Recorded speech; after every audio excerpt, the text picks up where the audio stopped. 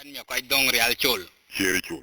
kwa ngweda wen real Chere chul. kwa wen chul mi real Chere chul. pyo de kar kwa ni da mugo dine kira gwen ki tung tok chu cha dung da go yanga mai Chere chul. kwa ka de kit ke dio Chere chul. de run ki dwe da real be kon jai chut ku chwer wel Chere chul. kwa ka wel na gara na ga Chere chul. kwa ka wel na gara ngong Chere chul. nong no wel wiran ko dwe Chere chul. dak ke ke dor ka mi ke ko na ko ke kya fa jangwa chi jam ta chen wa Chere chul. kwa ni a chi ke kro ke dona lengu jaran berial Chere chul. chere ke chul ke kro ke mi kwa ni chul to ni real ko mi kwa ni chul ki mi jak Chere chul.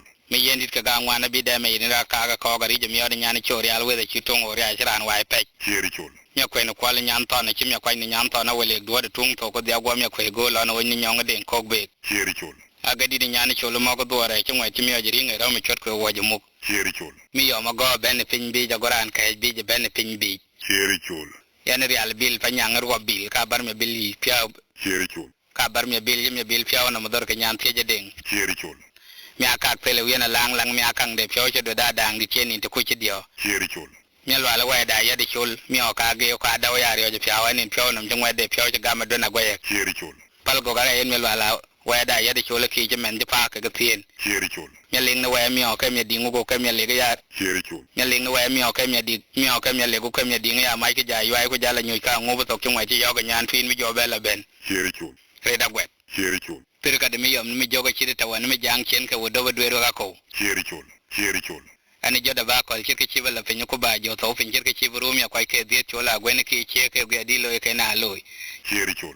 Chere chul. mi ko inda gwen ki ke la wona ga ke me dungwa de che joda ma lom nyong na tok Chere chul. ke or mi ka ko na ma jang ke ngwet go la pe je ko ko manie Chere chul. dam ya ko na gwen ki ngwe da lang bu kuru na nyong chol ba te mobile me tang ni chol ngwet wan kon mi jang te ba ma Chere chul. mi ko inda gwen ki ke ga me do da lang abi Chere chul. abungwe de na ma fe jirab abungwe pinga ja dikirab de kut Chere chul. yan ma de nyong da yen chong lo chonam ri ja bu do twen Chere chul. mi ko ne dia bil ko ka ban na lo do ga boy da yole tar ja ka lo fe ke je men de ko Chere chul. kala ni ko kala na rom na gak Chere chul. kala ni ko kala ni men ku de ko na kala ni de da we Chere chul. kala nga mo pan chi do ping ral tin gi di chol ka tum Chere chul.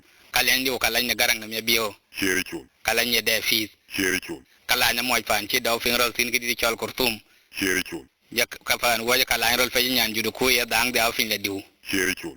masa de chiyo ko masa de cha nyar bil ko Chere chul. galam ne garang na me bio galam ne cher chol Chere chul. galam ne cher chol galam ne me bio ra te ma galam e si fi e bai Chere chul. galam na ma jang ni chol ki galam ba chok pin wadang Chere chul. Chere chul. mi yo ma gor ben pin bi ja goran kai bi je ben pin bi Chere chul. ai ne a che ke karo Chere chul. Chere chul.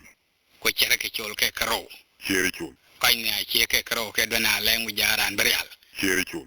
chere ke chol ke karo ke mi kwai ni chol to ni real ko mi kwai ni chol ki mi jak Chere chul. muet ki mi kwai ni chol ki ra gwen ki Chere chul. garang ne me bio ko che pin bai bi ku le pin ku le de ngan ya ti yin a kin yang ju nup Chere chul. go le chere chol ka blog ben Chere chul. kristo ko wani ne ali ke jaro da to ku nyen pin na mi buturu ka bolis Chere chul. ku kristo ka che be ti wan ti je ni bolis nga ka bu kanisa gwet go ti je yi chere chol pin na magwede ke gwero ke frike bi ga yi nga ke yi chere chol ngwet bi junu ti de yi nga ke yi chere chol nyalo al tele wi na lang nyalo al le pyo che do da dang di cheni te ku che dio nyalo al chin nyalo al jang duot nyalo al chin nyalo al ki cham nyalo al chin nyalo al tar chwe Chere chul. Chul. Chul.